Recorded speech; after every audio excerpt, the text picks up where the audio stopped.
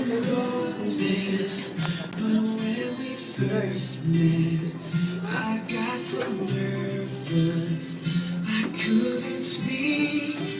In that very moment, I found the one my life found its missing piece.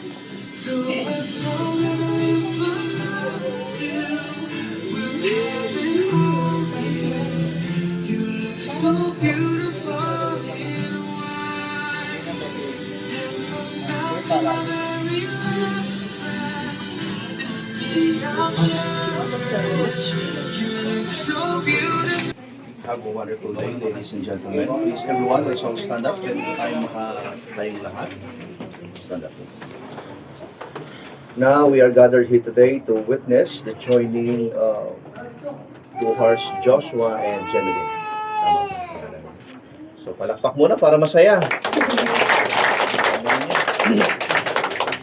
So, yamang ang dalawang ito ay nagsisidulog upang papag-isahin sa banal na kalagayan ng pag-aasawa. And since we are under a traditional civil wedding, kayong dalawa, Joshua and Jemelyn, ay susumpa sa batas ng Republika ng Pilipinas under the family code. Okay? But before we start the ceremony, ayaw ko mang itanong ito, pero kailangan. Mayroon bang tututol sa kasalang ito? So kung walang tututol, palakpakan natin ang couple, please.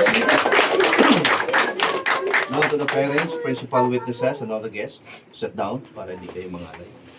Parents standing to the now recognize the presence of the Christ parents.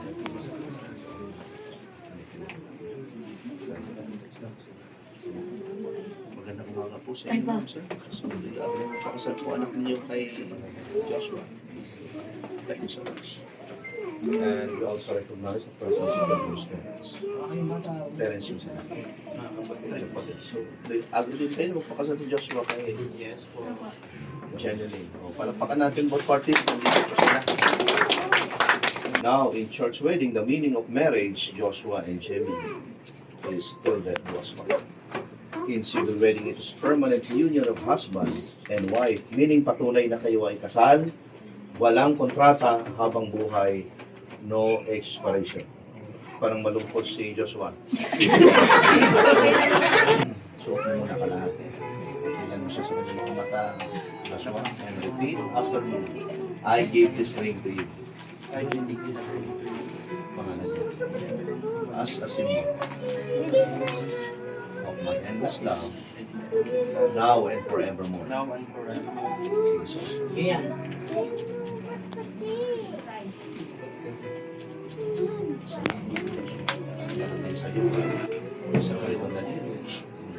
Not only and repeat after me, Jemelyn, look at the eyes. I gave this ring and also my heart to you. According to the law, Republic of the Philippines, looking unto heaven for divine sanction, Joshua and Jemelyn, I pronounce you husband and wife. Palakpakan natin. Joshua, dahil kayo ay legal na mag-asawa ni Jemelyn, ito ang tatag ng doha. Ito.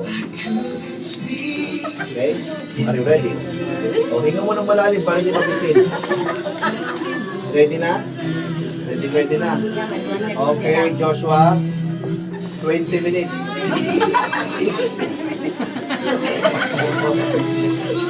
Tingnan mo si Jemelyn sa Joshua. Without peace. Beautiful mind. Jemelyn, 3 seconds. Camera. So, kaya hindi dito. May gusto po palakpak ha. 3 and 2 and na po palakpak. And nag-enjoy sila.